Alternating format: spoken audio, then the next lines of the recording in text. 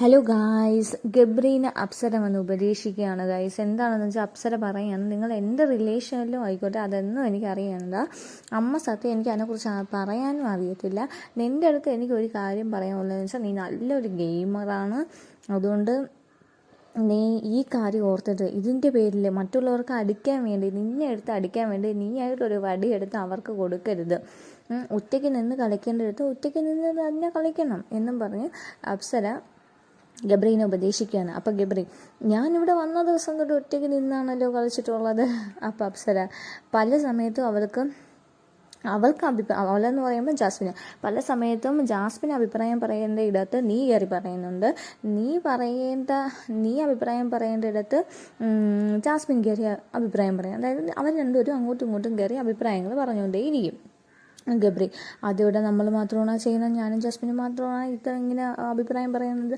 അപ്സര, ഞാൻ നിൻ്റെ അടുത്താണ് ഈ പറയുന്നത്, അല്ലാതെ മറ്റുള്ളവരെ കുറിച്ച് സംസാരിക്കേണ്ട കാര്യം എനിക്കില്ല. ഞാൻ അവരെ കുറിച്ചല്ല പറയുന്നത്, ഞാൻ നിൻ്റെ അടുക്കാണ് പറയുന്നത്.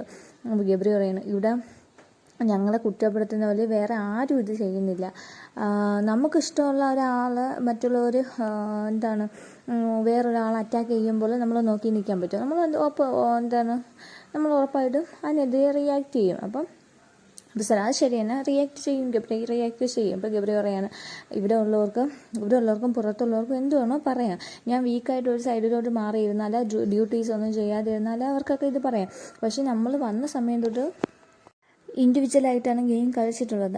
അങ്ങനെ കളിക്കുന്നതിൻ്റെ ഇടയിൽ അവൾ ക്യാപ്റ്റനുമായി, ജാസ്മിൻ ക്യാപ്റ്റനുമായി, ഞാൻ പവർ ടീമിലും കയറി. അപ്പോൾ അത് വെറുതെ നമ്മൾ രണ്ടുപേരും കൂടെ നിന്നാൽ പറ്റത്തില്ലല്ലോ. അത് നമ്മൾ ഇൻഡിവിജ്വലി കളിച്ചതാണ്. അപ്പോൾ നമ്മൾ രണ്ടുപേരും മൂലയ്ക്ക് ഒതുങ്ങി നിൽക്കുന്ന ഹൈ സ്കോർ വാങ്ങിയിട്ടുണ്ട്.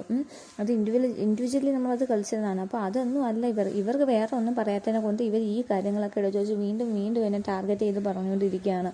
ഗബ്രി പറയുന്നതാണ്. അപ്സര ഇങ്ങനെ കാര്യങ്ങളൊക്കെ പറഞ്ഞു കൊടുക്കാൻ ശ്രമിക്കുമ്പോൾ ഗബ്രി പറയുന്നതാണ്. അപ്പോൾ അവർക്ക് വേറെ ആർക്കും ഇവരെക്കുറിച്ച് ഒന്നും പറയാനില്ല. അവർക്ക് പറയാനുള്ള ഒറ്റ റീസണേ ഉള്ളൂ. അത് തന്നെ ഇവർ വീണ്ടും എടുത്ത് വെച്ച് പറയുന്നു. അപ്പോൾ പറയുമ്പോൾ എനിക്ക് ഹേർട്ട് ആവാത്തതിനെ കൊണ്ടൊന്നുമില്ല, എനിക്ക് നന്നായിട്ട് ഹേർട്ട് ആവുന്നുണ്ട്. ഞാൻ അത് മാക്സിമം എൻ്റെ സ്ട്രെങ്ത് ഉപയോഗിച്ചുകൊണ്ട് അത് മൈൻഡ് ആക്കാതിരിക്കുകയാണ്. പക്ഷെ എനിക്കിപ്പോൾ പറ്റുന്നില്ല.